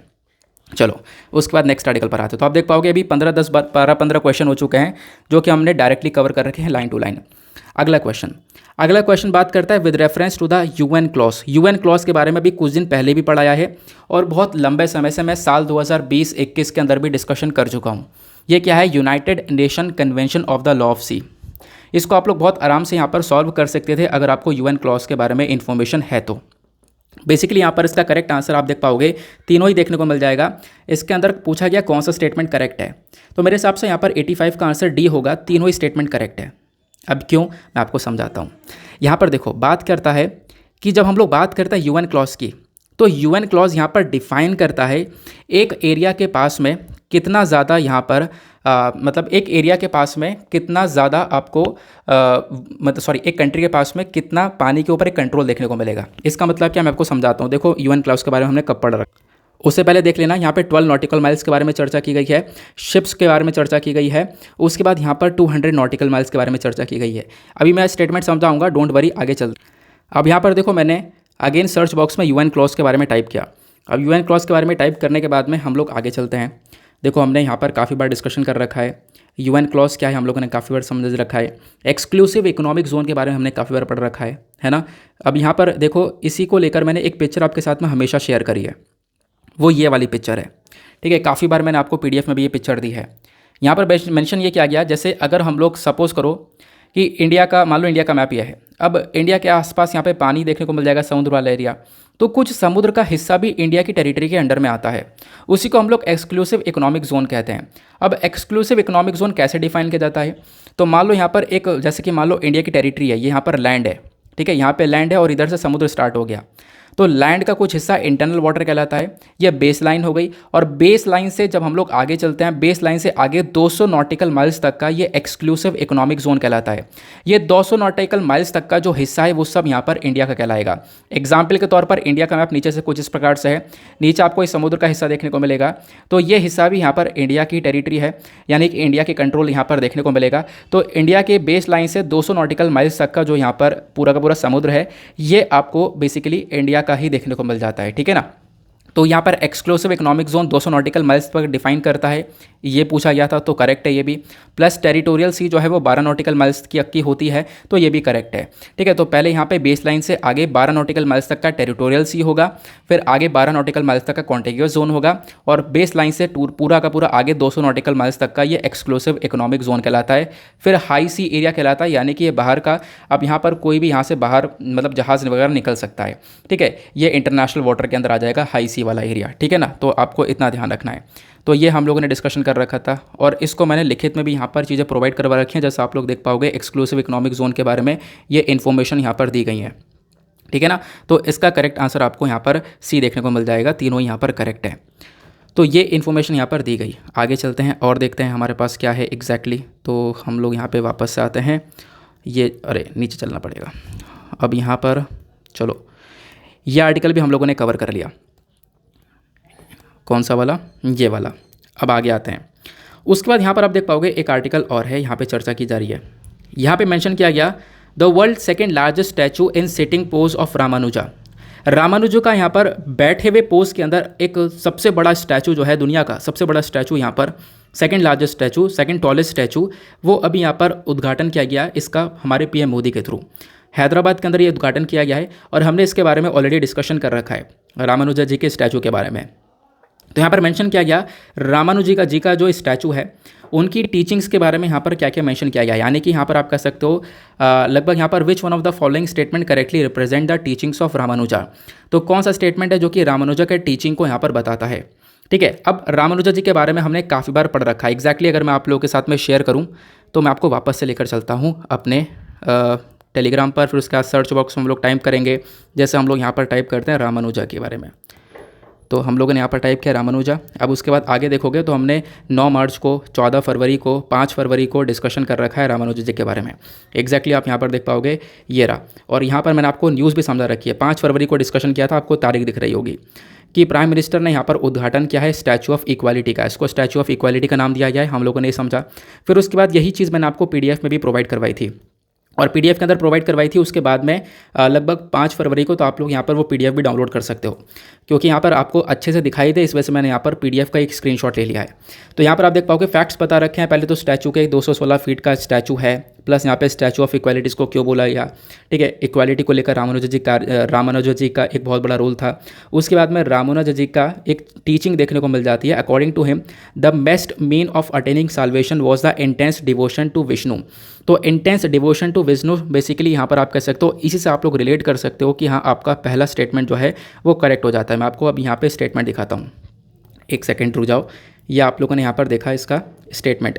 तो यहाँ पे टीचिंग्स इन कौन से ऑप्शन के अंदर यहाँ पे बोला गया, इन चारों स्टेटमेंट्स के अंदर में विच one of the following statement represent करता है रामानुजा जी की टीचिंग्स को। तो यहाँ पर पहला ऑप्शन इसका करेक्ट हो जाएगा, the best means of solvation was devotion. Exactly यहाँ पे ये बोलते हैं डिवोशन टू विष्णु। ठीक है, तो मोक्ष की प्राप्ति कैसे की जा सकती है वो यहाँ पर मेंशन किया गया। तो आप लोग पहला स्टेटमेंट 95 का ए जो है वो आपका करेक्ट आंसर हो जाएगा। ठीक है ना, ये आपने देखा। उसके बाद अगला क्वेश्चन 31 है। यहाँ पे पूछा गया कंसीडर द फॉलोइंग। बताओ भाई, आरोग्य सेतु, कोविन, डिजी लॉकर और दीक्षा, ये चारों ही प्लेटफॉर्म्स हमने पढ़ रखे हैं। अब यहाँ पे एक एक करके मैं आपको दिखाऊंगा तो आपको क्लियर समझ में आ जाएगा। लेकिन यहाँ पे अब आप लोग समझ गए होंगे कि हाँ बिल्कुल ऑथेंटिक तरीके से हम लोगों ने डिस्कशन किया हुआ है। अब यहाँ पे मेंशन किया कि इन चारों ही में से बताना यह है कि कौन सा आपको डिजिटल प्लेटफॉर्म देखने को मिलेगा। तो आरोग्य सेतु डिजिटल प्लेटफॉर्म है ना। आरोग्य सेतु कोविड-19 के टाइम पर आपको पता हो कितनी ज़्यादा चर्चा में था। उसके बाद कोविन पर आप लोग यहाँ पर रजिस्ट्रेशन करवा रहे थे अपने वैक्सीनेशन के लिए, तो ये भी डिजिटल प्लेटफॉर्म है। डिजी लॉकर नाम से ही पता चल रहा है डिजिटल प्लेटफॉर्म है, और दीक्षा भी यहाँ पर डिजिटल प्लेटफॉर्म है। तो इसका करेक्ट आंसर यहाँ पर आपको ऑप्शन डी देखने को मिलेगा। इसके बारे में भी हमने वेरियस टाइम डिस्कशन कर रखा है। ठीक है, तो यहाँ पर चारों ही ऑप्शन करेक्ट हैं।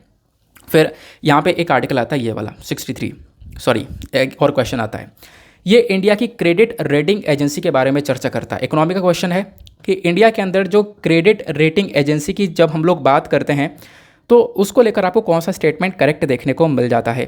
पहला स्टेटमेंट बोलता है कि इंडिया के अंदर जो क्रेडिट रेटिंग एजेंसी है वो reserve bank of India regulate करता है। गलत, पहला statement. Reserve bank of India regulate नहीं करता, सेबी रेगुलेट करता है। मैंने काफ़ी बार बताया है जब सेबी के बारे में हम लोगों ने फंक्शंस को कवर किया है। दूसरा स्टेटमेंट यहाँ पे बोलता है जो रेटिंग एजेंसी है, बेसिकली यहाँ पर अलग अलग रेटिंग एजेंसी देखने को मिलती हैं, और उसमें से हमारा एक रेटिंग एजेंसी है ICRA, ये एक पब्लिक लिमिटेड कंपनी है, तो इसका करेक्ट आंसर आपको देखने को मिल जाएगा, हाँ सी करेक्ट है। तीसरा आपको देखने को मिलेगा जो ब्रिकवर्क रेटिंग है, ये एक इंडियन क्रेडिट रेटिंग एजेंसी है, तो ये भी करेक्ट है। अब इसके बारे में हमने कहाँ पे पढ़ा था, चलो मैं आपको इसके बारे में भी थोड़ा सा दिखाता हूँ। तो आप एग्जैक्टली यहाँ पर देख पा रहे होंगे क्रेडिट रेटिंग एजेंसी के बारे में हमने पढ़ रखा है। तो क्रेडिट रेटिंग एजेंसी की जब हम लोग चर्चा करते हैं तो यहाँ पे अलग अलग क्रेडिट रेटिंग एजेंसी का नाम आता है। जैसे कि यहाँ पे मैंने आपको बताया इसको सेबी के अंदर रजिस्टर किया जाता है, तो पहला स्टेटमेंट तो ये करेक्ट हो जाएगा, सेबी इसको रेगुलेट करता है। उसके बाद में यहाँ पर क्राइसिल, ICRA, केयर, समेरा, फिट, उसके बाद फिच इंडिया हो गया और ब्रिकवर्क रेटिंग हो गया। तो ब्रिकवर्क रेटिंग भी क्या है, एक क्रेडिट रेटिंग एजेंसी है। ये हमने खुद यहाँ पे डिस्कशन कर रखा है और ये आर्टिकल मैंने काफ़ी पहले डिस्कस किया था, इसको मैंने अगेन यहाँ पे फॉरवर्ड किया है इस वाले चैनल पर, ठीक है ना। पुराने समय पर डिस्कस किया था तो इस वजह से मैंने इसको फॉरवर्ड कर दिया है। मैंने आपसे बोला ना कुछ क्वेश्चन स्टार्टिंग में मैंने लिए थे, तो उसको मैं सोच रहा था यहाँ पर डायरेक्टली आपके साथ में शेयर करूँ, इसको मैंने फॉरवर्ड कर दिया था, मतलब आगे, मतलब पहले का क्वेश्चन उठा के आगे डाल दिया था, इसे वापस से आगे फॉरवर्ड कर दिया था। तो इसी चक्कर में फिर मैंने इसको जैसे मैंने 2 ही क्वेश्चन फॉरवर्ड करे, उसके बाद से मैंने फॉरवर्ड करना बंद कर दिया। क्योंकि फिर मैं सोच रहा कि यार आप लोग विश्वास करो ना करोगे, हमने पहले डिस्कशन किया नहीं किया, इस वजह से यहाँ फिर मैंने सारे क्वेश्चन बैकवर्ड वाले रहने दिए। तब मैं आपको दिखा रहा हूँ कि सारी तारीखें कि हमने कब कब उसके बारे में डिस्कशन किया हुआ है। तो ये कुछ 2 क्वेश्चन यहाँ पे फॉरवर्ड कर दिए गए थे, लेकिन ये भी हमने पहले चर्चा कर रखी है इसको लेकर, ठीक है ना। तो यहाँ पर आप देख पाओगे क्रेडिट रेटिंग एजेंसी को लेकर सेबी जो है यहाँ पे रेगुलेट करता है, और उसके बाद यहाँ पर ये खुद मेंशन है कि जो ये 6 क्रेडिट रेटिंग एजेंसी इनको सेबी के अंदर रजिस्टर किया जाता है। और दूसरा यहाँ पर जो ब्रिकवर्क रेटिंग है वो भी यहाँ पर हमारी एक क्रेडिट रेटिंग एजेंसी देखने को मिलती है। दैट मीन्स यहाँ पे इसका करेक्ट आंसर क्या हो जाएगा, यहाँ पे आप देख पाओगे इसका करेक्ट आंसर, एक सेकेंड रुक जाओ यार, इसका करेक्ट आंसर आपको बी देखने को मिल जाएगा, 2 और 3, ठीक है ना। तो ध्यान रखना इसको, क्योंकि पहला स्टेटमेंट जो है हमारा रॉन्ग हो जाता है, और पहला स्टेटमेंट रॉन्ग हो जाता है तो यहीं से आप लोग एलिमिनेशन कर सकते हो, क्योंकि फर्स्ट के अंदर, सेकंड के अंदर, थर्ड के अंदर 1 1 1 है, एलिमिनेट करो, second is the correct answer. आगे आते हैं अगले आर्टिकल पर। आई होप आप लोगों को मज़ा आ रहा होगा और आप लोगों ने देखा होगा कि हाँ वीडियो के अंदर बहुत ज़्यादा मेहनत की जाती है, आपको बहुत कुछ प्रोवाइड करवाया जाता है। बस चीज़ यह है कि आपको बारीकी से जितना भी कुछ प्रोवाइड करवाया है, क्योंकि बहुत सारे लोग बोलते हैं कि सर वीडियो बहुत लंबा हो रहा है, बहुत सारी एक्स्ट्रा फालतू चीज़ें हैं। देखो एक्स्ट्रा फालतू चीज़ें कुछ नहीं पढ़ते हम लोग, इस तरीके से यहाँ पर क्वेश्चन बन जाता है। अगले क्वेश्चन पर आते हैं। नेक्स्ट क्वेश्चन 73 को लेकर चर्चा करता है। यहाँ पे मैं ज़्यादा डिटेल में नहीं जाऊँगा, स्टैटिक सा क्वेश्चन है, ये स्टैटिक पार्ट का है, तो आप लोग जब यहाँ पे पॉलिटी पढ़ोगे तो आपको ये जानने को मिलेगा। तो इस क्वेश्चन को आपको सॉल्व करना है। 5th शेड्यूल के बारे में हमने काफ़ी बार पढ़ा है, तो हमारे संविधान का 5th शेड्यूल को लेकर ये स्टेटमेंट दी गई है, 4 स्टेटमेंट। बताना यह है कि कौन सी स्टेटमेंट करेक्ट है, ठीक है। तो आप लोग इसका आंसर नीचे कमेंट सेक्शन में दे सकते हो, वरना इसके आंसर कीज वगैरह मैं आपको प्रोवाइड करवा ही दूंगा। जिसका आंसर नहीं आता है वो आंसर मुझसे पूछ लेना, मैं नीचे कॉमेंट सेक्शन में डाल दूंगा, ओके। ये क्लियर हुआ। फिर उसके बाद में एक आर्टिकल, ये मैं कुछ क्वेश्चंस ऐसे बता रहा हूँ जिसको हमने दूर दूर से टच करा है। अभी तो मैंने ये टच करा है, ये क्वेश्चन बताया जो कि हमने लाइन टू लाइन कवर करें हैं, ठीक है। 17-18 क्वेश्चन हो गए, हमने लाइन टू लाइन कवर करें। अब दूर दूर से टच किया, हमने 5th शेड्यूल को पढ़ रखा है। उसके बाद यूनाइटेड नेशन जनरल असेंबली काफ़ी बार पढ़ रखा है। यूनाइटेड नेशन की सारी बॉडीज़ के बारे में आपको बता रखा है काफ़ी बार कि 6 बॉडीज़ हैं, इसको पढ़ लो। यूनाइटेड नेशन जनरल असेंबली काफ़ी चर्चा में था, इसके बारे में डिटेल से कवर किया। देन उसके बाद में सेंकाकू आइलैंड आपके सामने मेरे लिए पॉसिबल हो पाता तो मैं फिर से वीडियो की क्लिप्स काट के आपके सामने लेकर आता, ठीक है। अब यहाँ पर क्या है कि अपने आपको प्रूव करने के लिए बोलना ही पड़ेगा ऐसा। तो सेंकाकू आइलैंड्स का जो लोकेशन है, मैंने आपसे हमेशा बोला है कि जो भी लोकेशन आपके साथ में मैं बोल रहा हूँ डिस्कस करने के लिए, उसके बारे में नीचे कमेंट सेक्शन में लिखना है और डिटेल से लिखना है, उसके बारे में सारी रिसर्च कर लेना। तो सेंकाकू आइलैंड भी यहाँ पर एक ऐसा क्वेश्चन है जो कि लोकेशन है बेसिकली, जो कि आपसे पूछी गई थी और आपने आंसर भी दिया है। अगर आपने जिसने भी आंसर दिया होगा नीचे कमेंट सेक्शन में बताना कि हाँ सर आपने पूछा था सेंकाकू आइलैंड के बारे में, ठीक है। फिर उसके बाद में वाइल्ड लाइफ प्रोटेक्शन एक्ट के बारे में हम लोग पिछले कुछ टाइम से काफ़ी लंबे समय से डिस्कशन कर रहे हैं, उसको लेकर क्वेश्चन आया। फिर यहाँ पर एक टर्म आ गई लेवांत। लेवांत टर्म काफ़ी चर्चा में थी। अब लेवांत टर्म के बारे में हमने थोड़ा बारीकी से कवर किया था, ठीक है। यहाँ पे मैं आपको थोड़ा सा बताता हूँ। ये जो टर्म है लेवांत, ये क्या है, ये अक्सर न्यूज़ में देखने को मिलती है। अच्छा, ये जो यहाँ पर आपका वाइल्ड लाइफ प्रोटेक्शन वाला ये क्वेश्चन है, जैसे कि 89 वाला जो क्वेश्चन आपको देखने को मिलेगा, इसका आंसर मैं आप लोगों को बता देता हूँ। इसका आंसर आपको करेक्ट देखने को मिल जाएगा ए वाला 1 और 2। जो वाइल्ड एनिमल्स हैं वो यहाँ पर गवर्नमेंट की सोल प्रॉपर्टी है, तो 1 इसका करेक्ट है। फिर उसके साथ साथ यहाँ पर आपको इसका आंसर 2 भी देखने को मिल जाएगा, यानी कि जब एक वाइल्ड एनिमल को प्रोटेक्टेड डिक्लेयर कर लिया जाता है तो उस एनिमल को एक इक्वल प्रोटेक्शन मिलती है। ये खुद वाइल्ड लाइफ प्रोटेक्शन एक्ट के अंदर मेंशन्ड है। और यहाँ पर इसको लेकर मैंने एक पिक्चर आपके साथ में शेयर कर रखा है, वो पिक्चर मैं आपके साथ में फिर से फॉरवर्ड कर दूंगा, ओके ना। अब यह कि वीडियो लंबा हो रहा है तो मुझे थोड़ा सा जल्दी जल्दी कवर करना पड़ रहा है, अदरवाइज़ नहीं तो मैं डिटेल से डिस्कशन करता आपके साथ में। कोई बात नहीं, यहाँ पर हम लोग समझ तो रहे ना। एक टर्म लेवांत काफ़ी चर्चा में आई। लेवांत यहाँ पे अक्सर न्यूज़ में देखने को मिलती है, ऐसा यहाँ पर क्वेश्चन के अंदर बोला गया। और फिर यहाँ पर बोला यह जाता है कि लेवांत आखिरकार किस चीज़ से संबंधित आपको ये देखने को मिलेगा। जैसे कि ए बोलता है region along in the eastern Mediterranean shore, उसके बाद में region along the north African shore, उसके बाद में region along the Persian Gulf horn of Africa. तो इसका करेक्ट आंसर आपको ए देखने को मिल जाएगा, region along the eastern Mediterranean shore. यानी कि जो मेडिटेरेनियन सी आपको देखने को मिलता है उसी के साइड में जो ईस्टर्न वाला हिस्सा आपको देखने को मिलेगा वहीं के बारे में चर्चा की जा रही है। अब आप लोग जब उसको देखते हो अच्छे से तो वहाँ पे आपको एक और कंट्री के बारे में चर्चा करती हुई नजर आएगी, वो है लीबिया। लीबिया देश भी आपको वहीं पर बराबर में देखने को मिल जाता है, पास में ही, है ना। अब लीबिया क्यों देखने को मिल जाता है? क्योंकि लीबिया के बारे में हमने चर्चा की है। लीबिया के अंदर क्राइसिस देखने को मिला था, लीबिया के अंदर पॉलिटिकल इंस्टेबिलिटी देखने को मिली थी, उसी वजह से ये पोर्शन काफ़ी चर्चा में था, ठीक है ना। आप लोग इसके बारे में ध्यान रखना। एक सेकेंड रुक जाओ। जब आप लोग मैप को देखोगे ना, काफ़ी बार डिस्कशन किया है मैंने, पूरे के पूरे अफ्रीका का मैप आपके साथ में काफ़ी बार शेयर किया है, चाहे वो करंट अफेयर का वीडियो हो। अभी इनफैक्ट कल का हमारा कंपाइलेशन जो है सप्ताह का, वहाँ पे मैंने साउथ अफ्रीका का पूरा मैप कवर किया है। बोत्सवाना, नामीबिया, साउथ अफ्रीका से हम लोग क्या कर रहे हैं, टाइगर्स को मंगा रहे, लेपर्ड सॉरी हाँ जो चीता है उसको हम लोग वापस से इंडिया के अंदर रीइंट्रोड्यूस कर रहे हैं। तब मैंने पूरा मैप आपको समझाया था।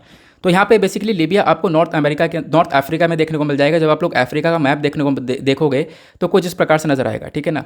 यार अभी हालत ख़राब हो गई है मेरी बोलते बोलते, क्यों? क्योंकि लाइट नहीं आ रही है, काफ़ी पसीना हो चुका है, मेरे पसीने से मैं भीग चुका हूँ। इसी चक्कर में यहाँ पर थोड़ा सा यहाँ पे फंबल हो पा रहा है, लेकिन कोई बात नहीं, यहाँ पर सॉल्व करते हैं। या कि वीडियो जितना लंबा हो रहा है उतना मेरा दिमाग ख़राब हो जाता है यार, जितना लंबा वीडियो हो जाता है। कोई बात नहीं। यहाँ पर जब हम लोग अफ्रीका का मैप देखते हैं तो ऊपर आपको जैसे कि यहाँ पर मोरक्को है, इधर अल्जीरिया है, इधर लीबिया है और इधर इजिप्ट है। लीबिया के जस्ट ऊपर मेडिटेरेनियन सी आपको देखने को मिल जाता है, ठीक है ना। और ये वाला जो एरिया है वही बेसिकली लेवांत वाला एरिया कहलाता है। लेवांत ये अक्सर न्यूज़ में जो देखने को मिलता है वो एक ऐसा रीजन है जो कि मेडिटेरेनियन सी के पास वाला आपको ईस्टर्न मेडिटेरेनियन सी वाला देखने को मिल जाता है। तो ये ध्यान रखना। ये क्यों चर्चा में था? क्योंकि मैं आपको साथ में दिखाता हूँ लेवांत क्यों चर्चा में था। एक सेकेंड, क्योंकि ये भी पता होना चाहिए, हमने इसके बारे में डिस्कशन किया है। लेवांत में अगर आपके साथ में टाइप करूं तो यहाँ पे आप देख पाओगे लेवांत के बारे में चर्चा की गई है यहाँ पर एग्जैक्टली लेवांत के बारे में। अच्छा, हमने 2-3 बार कवर कर रखा है, मैंने तो अभी सोचा था एक ही बार कवर कर रखा है। इससे पहले हम लोगों ने 9 मार्च को कवर किया था लेवांत के बारे में, और उससे पहले भी एक सेकेंड में आपको लेकर चलता हूँ। यहाँ पे आप देख पाओगे 2 नवंबर को कवर किया है, 18 जनवरी को कवर किया है, उसके बाद यहाँ पर 16 अक्टूबर को, 13 अक्टूबर को, फिर उसके बाद में 28 अगस्त को लेबान के बारे में कवर किया है। एक सेकंड, जब हम लोग बात करते हैं इधर, मैंने लीबिया के क्राइसिस आपके साथ में डिस्कस किए थे, 4 मार्च को ये कवर किया था। यहीं पर मैंने आप लोगों के साथ में शेयर कर रखा है लेवांत के बारे में। एक सेकंड में आपको दिखाता हूँ। जैसे यहाँ पे मेंशन किया गया कि जब हम लोग बात करते हैं लीबियन सिविल वॉर के बारे में, तो लीबिया के अंदर एक सिविल वॉर देखने को मिला, ठीक है। काफ़ी सारे लोगों को डिस्प्लेस किया गया, सिचुएशन काफ़ी ख़राब देखने को मिली है। तो यहीं पर आप कह सकते हो कि जो लेवांत है उसके बारे में चर्चा की जाती है। तो इस्लामिक स्टेट ऑफ इराक और लेवांत, जो इस्लामिक स्टेट ऑफ इराक आपको देखने को मिलेगा, इराक की जो टेररिस्ट ऑर्गेनाइजेशन है, वहाँ पर आप देख पाओगे इराक के ऊपर आपको काफ़ी बड़ा खतरा देखने को मिल जाता है इस टेररिस्ट ऑर्गेनाइजेशन का। उसके साथ साथ यहाँ पर आपको ये लेवांत वाला टर्म देखने को मिल जाता है। और जो ये लेवांत रीजन है वो बेसिकली वो मेडिटेरेनियन, जो ईस्टर्न मेडिटेरेनियन वाला रीजन है वही हमारा लेवांत वाला रीजन कहलाता है। तो इस्लामिक स्टेट ऑफ इराक भी है एक, और इस्लामिक स्टेट आपको लेवांत वाले रीजन पर भी देखने को मिल जाता है, जिसको हम लोग ISIL के नाम से जानते हैं, ठीक है ना। तो आप लोग यहाँ पर ध्यान रख सकते हो। तो लेवांत रीजन बेसिकली एक रीजन है जो कि ईस्टर्न मेडिटेरेनियन सी वाला पोर्शन कहलाता है। उसको लेकर यहाँ पर थोड़ी सी चर्चा की गई थी, हमने थोड़ा सा शेयर किया था, तो इस वजह से मैंने यहाँ पर कोई ज़्यादा इसको क्लेम नहीं किया है। यहाँ पर बोला है कि हाँ हमने थोड़ा बहुत यहाँ पर इसके बारे में चर्चा कर रखी है। उसके बाद में यहाँ पर अगले आर्टिकल पर आते हैं। लेवांत के बारे में जान लिया आपने। फिर उसके बाद नेक्स्ट आर्टिकल के अंदर पूछा गया with reference to web 3.0 consider the following statement. Web 3.0 को लेकर जो वेब 3.0 टेक्नोलॉजी है, आपको बताना है कौन सा स्टेटमेंट करेक्ट है। अब यहाँ पे बोला गया वेब 3.0 ये इनेबल करता है पीपल को कि वो अपना डेटा को कंट्रोल कर पाएंगे। वेब 3.0 यहाँ पर एक तरीके से जो वर्ल्ड का है, ये बेसिकली एक ब्लॉकचेन बेस्ड सोशल नेटवर्क है। इसका करेक्ट आंसर यहाँ पे आपको तीनों स्टेटमेंट देखने को मिल जाते हैं। तीनों स्टेटमेंट देखने को मिल जाएंगे। क्या हमने इसके बारे में चर्चा की थी? बिल्कुल चर्चा की थी। अगर मैं आप लोग को इसके बारे में दिखाऊं तो एग्जैक्टली मैंने कब चर्चा की थी, मैंने आपके साथ में एक PDF को शेयर कर दिया है। एक सेकंड रुक जाओ। अच्छा, PDF को मैं शेयर नहीं कर पाया हूँ, लेकिन आपके साथ मैं डेफिनेटली बताऊँगा ज़रूर। आप लोग एक बार ज़रूर जाके चेकआउट करना। मैं यहाँ पे PDF नहीं लेकर आ पाया हूँ, लेकिन मैंने बहुत सारे स्क्रीनशॉट लिए थे। एग्जैक्टली मैंने अपने लैपटॉप में स्क्रीनशॉट ले रखे हैं, तो मैं आपको तारीख बता दूंगा। हमने यहाँ पर वेब 3.0 के बारे में लगभग दिसंबर के अंदर अप्रॉक्स 20 दिसंबर को कवर किया है। 20 दिसंबर को हमने यहाँ पर कवर किया है। सॉरी यार, 20 दिसंबर नहीं, हमने 20 जनवरी को कवर किया था। अब यहाँ पे मैं आ ही चुका हूँ, तो मैं आपको पीडीएफ ओपन करके दिखा देता हूँ। ये पीडीएफ डाउनलोड होती है और फिर उसके बाद में यहाँ पर मैं इसको ओपन करके थोड़ा सा दिखा देता हूँ। यहाँ पे हम लोगों ने सपोज़ इसके अंदर ओपन किया। अब उसके बाद एक सेकेंड हम लोग चलते हैं। उस समय पर लोगो वगैरह थोड़ा सा अलग हुआ करता था। तो यहाँ पर हमने आर्टिकल डिस्कस किया। उसके बाद में एक आर्टिकल हम लोगों ने डिस्कस किया टेक्निकल टेक्सटाइल के बारे में। फिर उसके बाद में हम लोगों ने यहाँ पर चर्चा की हुई है। एक सेकेंड रुक जाओ। यहाँ पे आप देख पाओगे एक आर्टिकल चर्चा करता है वेब 3.0 के बारे में। अब वेब 3.0 के बारे में डिटेल से सारी इन्फॉर्मेशन मैंने आप लोगों को यहाँ पर दे रखी है। वेब 3.0 कॉन्सेप्ट क्या है, प्लस यहाँ पर कैसे ये वर्क करता है। वेब 1.0, 2.0, 3.0 क्या है, वर्ल्ड वाइड वेब के नाम से हम इसको जानते हैं, ठीक है। फिर उसके बाद में यहाँ पर आप देख पाओगे एक पिक्चर आपके साथ में शेयर किया गया है। देन उसके बाद यहाँ पर मेंशन किया गया कि जो वेब 3.0 के अंदर जो कंटेंट है वो डायरेक्टली जो कम्युनिटी है वो यहाँ पर जनरेट करती है। फिर उसके बाद में इन तीनों के बीच में क्या डिफरेंस होता है। ब्लॉकचेन से यहाँ पर ये संबंधित टेक्नोलॉजी आपको देखने को मिल जाती है। तो यहाँ पर आप कह सकते हो ये सब कुछ डेटा आपको मिल जाता है। तो अभी मैं आपको कह रहा हूँ कि यहाँ पर ये जो स्टेटमेंट है आपको ये तीनों करेक्ट देखने को मिल जाएगा। यहाँ पर डिफ्रेंशिएशन आपको ये देखने को मिल जाता है कि काफ़ी ज़्यादा यहाँ पे जो लोग हैं वो अपना कंटेंट को क्रिएट कर पाते हैं। वो यहाँ पर वेब 3.0 के अंदर ये सारी बातें मेंशन की जाती हैं। अगर मैं आप लोगों के साथ में यहाँ पे शेयर करूँ इस वाले आर्टिकल को जो कि अभी हम लोगों ने देखा है, एक सेकंड रुक जाओ, वी आर वेब 3.0 को लेकर।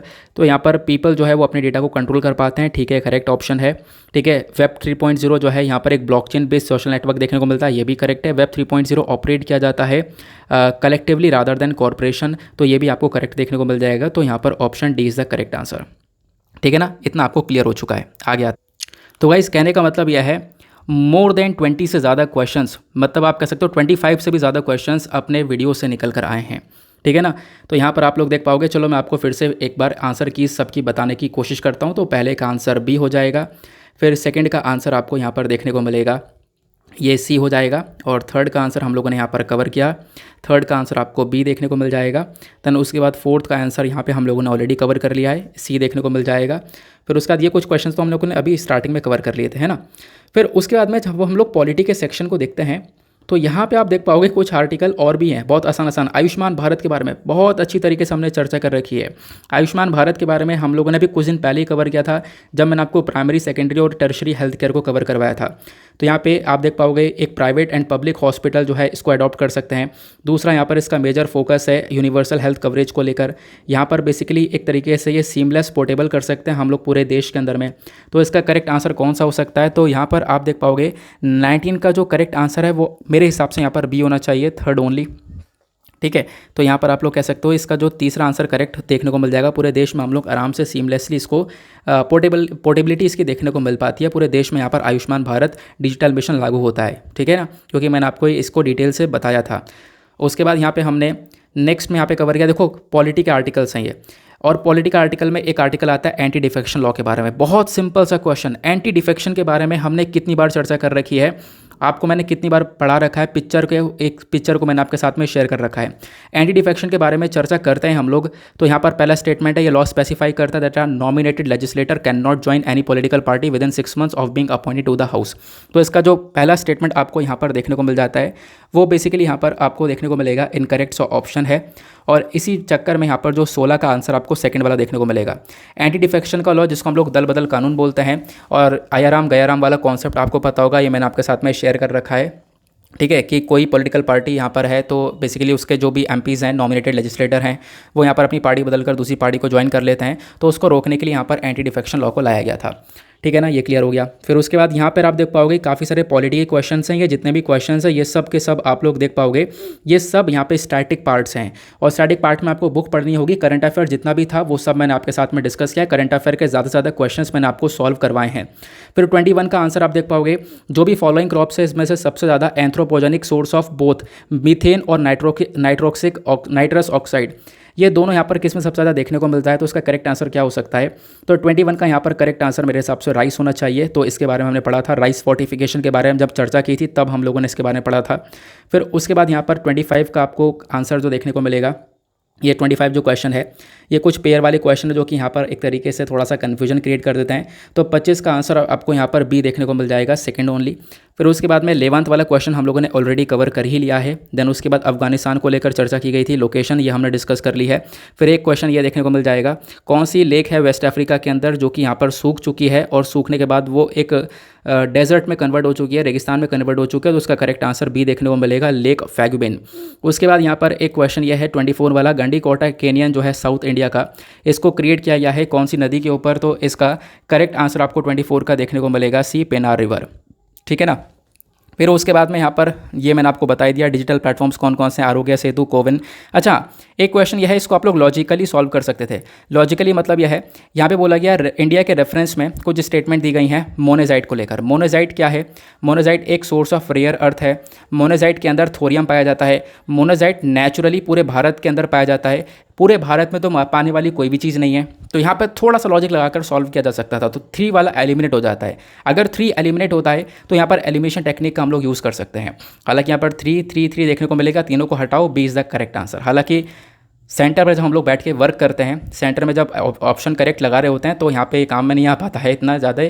तो लेकिन कोई बात नहीं, फिर भी यहाँ पे हम लोग समझ रहे हैं, सेंटर से बाहर निकल कर तो ऑब्वियसली बात है ये सारी बातें आती हैं।